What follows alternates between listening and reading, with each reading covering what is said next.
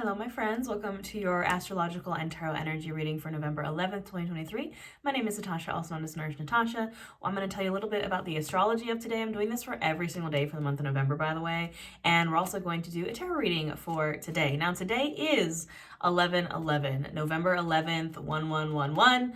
I think today, you're going to see a lot of people on social media talking about how today is a great manifestation day.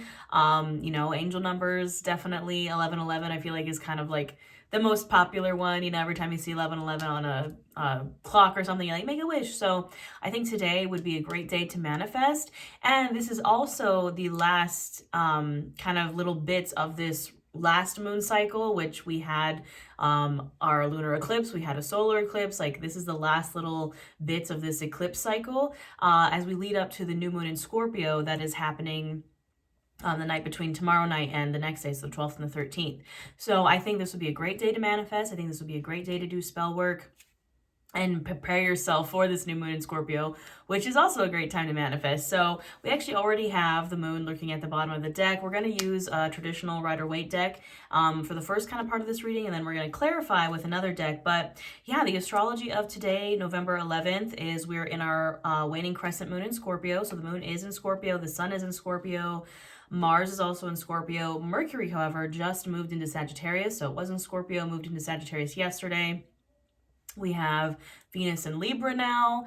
Our Saturn retrograde ended in Pisces. We have Neptune retrograde in Pisces. So there's a very heavy, the moon being at the bottom of the deck is very accurate. I literally wrote in my notes for today, passion, rebellion, and mystery, because there's just so much in like water signs and Scorpio and Pisces. And then you have this like the Libra Venus, which is like, passionate and beauty and attraction and all these things. So I don't know about y'all, but the dreams have already been dreaming. I had very weird dreams last night. You're going to feel more weird dreams as we lead up to this new moon in Scorpio.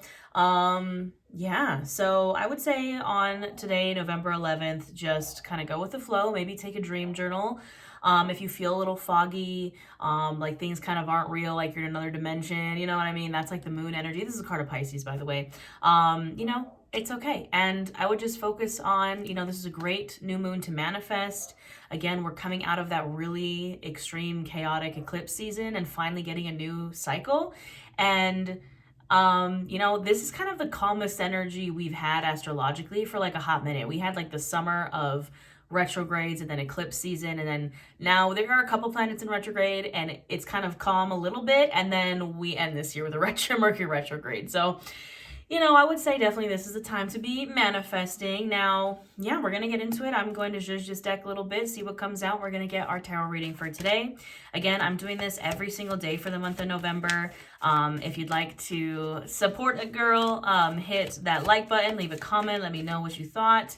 I have readings, again, for every single day for the month of November. I'm going to continue to post them every single day for the month of November. I do free yoga classes for every new moon and full moon. I also have a membership here on YouTube. If you hit that join button where we do live tarot, live yoga, live new moon and full moon workshops, I have courses, I have ebooks, everything that has to do with witchcraft and wellness, I got. So check out all the links in the description box below, and let's get right on into it.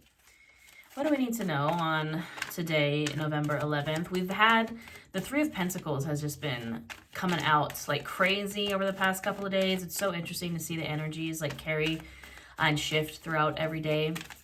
But the Three of Pentacles has been a very strong one. Heavy emphasis on like friendship, building something new. There it is as I'm talking. What do we need to know for November 11th? And if chaos mode isn't going to work, we'll pull the old-fashioned way. All right. Wheel of Fortune, my friends, starting off with a new cycle. Absolutely. That's what this new moon that's coming up in Scorpio, it's a new cycle, transformation. Scorpio is a sign of transformation, of death and rebirth, and this is the rebirth, essentially. I think what people forget about, because Scorpio in the tarot rules death and the tower, and what people forget about death and the tower, we freak out when we see those cards because they're not fun cards. But we just see like, oh my God, death, something's ending, something's dying. Oh my God, the tower, my tower's crashing. Oh no. But the thing is It's also rebirth. It's also rising from the ashes of your tower. Very Phoenix rising energy has been coming up. Can you believe it? I have to kind of censor this card because YouTube doesn't like it. But the World, like literally the two cards of cycles ending and beginning again, like full circle moments, my friends, on November 11th. I really think that, again, this is kind of, we're wrapping up this is the last little bits of this past moon cycle with all the eclipses, and then new moon in Scorpio is the new one. So definitely this is the cycle ending. You might feel some kind of closures today on November 11th, like things just coming to an end. And then the new circle begins. I mean, like, look at how similar these two cards are. Because the Wheel of Fortune is kind of the halfway point. Again, I have to censor it because YouTube doesn't like the nudity, but we have two circles here. You can see all the zodiac signs in the corners of both cards. They're very similar cards. And the Wheel of Fortune is like the halfway point in the major arcana, and then the World is the end.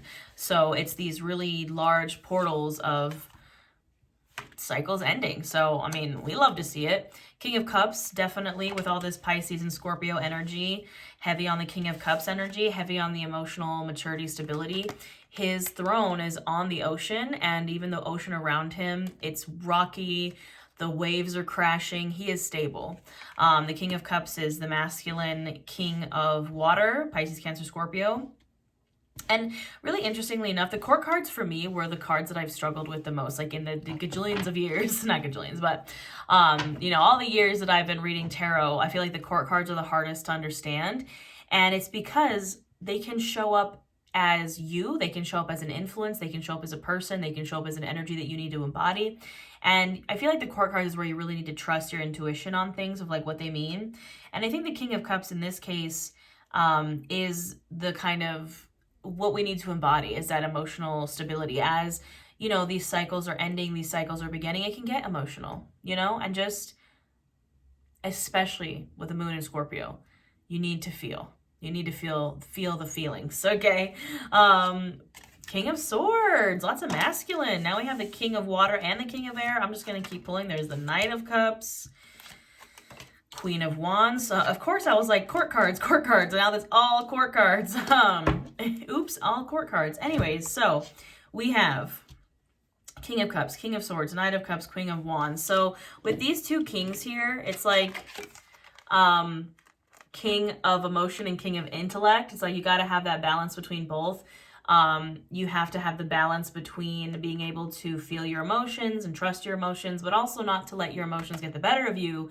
We want to remember King of Swords, think with a clear head, a clear mind, move forward with intellect and, you know, logic. It's the battle between emotion and logic. So we have to have that kind of balance.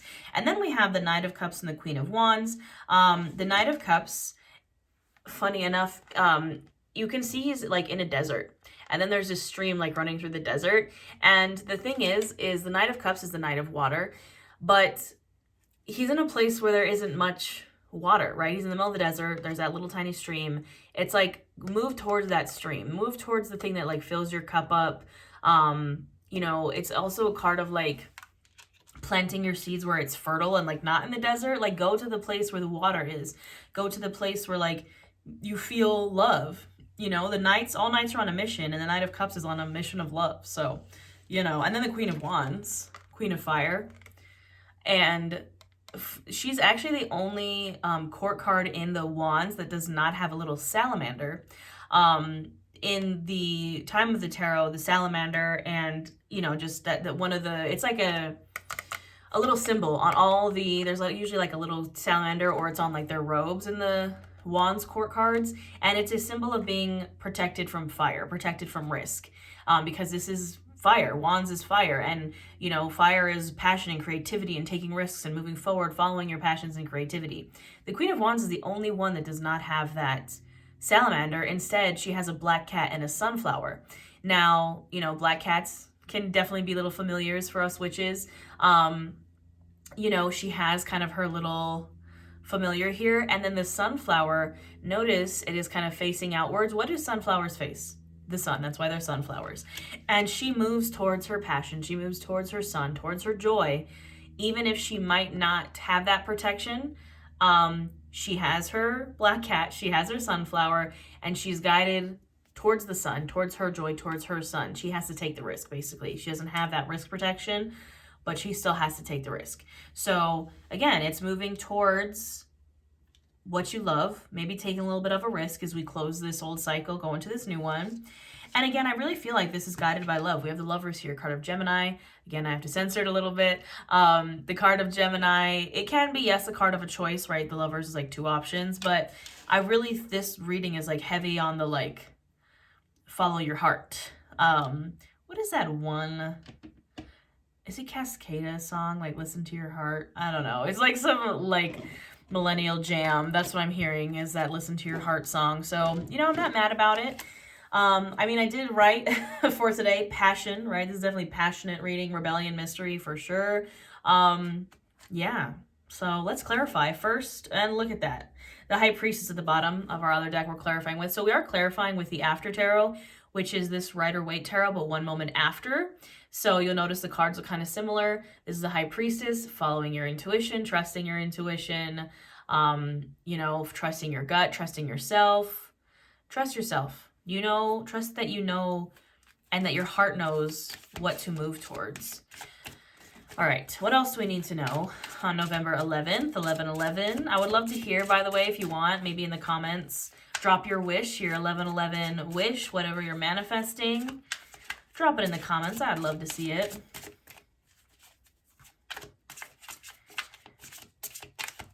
All right, what else do we need to know for November 11th, 2023?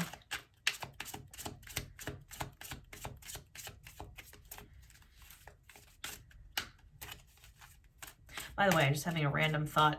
Members actually get these readings a day early. So if you're in my membership, you get them the day before instead of the day of. So again, if you just want to hit that join button, come on down, join us. 4 of Swords, a little bit of rest. I think it's like we don't have to not work hard. It's like we don't have to, on November 11th, we don't have to like really throw ourselves out there and do all this crazy like hard work and manifesting, and like, it's like, just make the wish. You can do it from bed, right? You can do it from bed. 4 of Swords is the card of resting, recovering, taking a nap, taking a little rest. You can make your wishes and set your manifestations from bed. Speak it out loud. Write it in your notes app. Write it in a journal. Just think it in your brain, what you want. Make that wish. Like, you can do it from bed. I swear. 3 of Pentacles. Like, literally, this card has just been here in every single reading. Job well done. Hard work pays off. Like, in the traditional, like, tarot, the step before this, again, this is like 1 second after the traditional tarot, this dude is showing his friends his like hard work on this archway here. And then on the After Tarot, now he's also sculpted this new sculpture. And it's like, go build something. Go build what you want. Like, go build the thing you're passionate about. Like, and he's finished, right? And he's finished. He's like holding his jacket and looking at his finished sculpture like, I did that. Celebrate how far you've come. Celebrate the things that you've created, the things you've already done. And then maybe set out to do a new project, right? Would you look at that? The sun. What was I saying? What does the Queen of Wands move towards? The sun. The sun is your wish. Like, the sun is your joy. The sun is your happiness, joy, abundance. Like, it's literally the happiest, warmest, most abundant card in the deck. Also card of Leo, but it's like, you need to be moving towards your sun right now. Whatever lights your life up, whatever brings you joy, move towards that. King of Pentacles, another big player here that we've had come out quite a few times. You can see the bull on there, heavy on the Taurus energy. Again, the King of Pentacles is the king of abundance, stability, foundation. Money just comes to him because he's already set like all the foundation he needs to just have it flowing naturally towards him. You know, he doesn't stress about money. He is like abundant I'm not saying without having to try or without having to work, because he's already done the work. You know what I mean? Like, he's already done the work. So now he gets to kind of have his rewards. Yeah. 9 of Cups. This is a great reading. 9 of Cups. Wish come true. By the way, this is the card of wishes, of wish fulfillment. We saw it yesterday. Wish came true, man. This guy got his wish. In the 1 second before this, he's sitting there in front of all these cups. There's not another person on the card. In this version of the Nine of Pentacles, he has his wish. This person brought him the food he wished for, brought him his feast, right? Wish fulfillment energy, my friends. We love to see it. And the Page of Cups, another reoccurring player that we've had here. Again, a card of intuition. Again, a card of wearing your heart on your sleeve. Pages are messengers, and the Page of Cups is a messenger of love. Like, maybe you need to go tell someone you love them. I don't know. Like, take the risk in the matters of the heart, you know? I want to get a couple more because I'm just like, this is a great reading. And you know what's funny is usually when I'm like, I think this reading is so good, I want to get a couple more, the tarot is like, stop. Like, you don't need to hear how much better it's going to get. And then it'll give me like the devil or something. And I'm like, fine. Fine.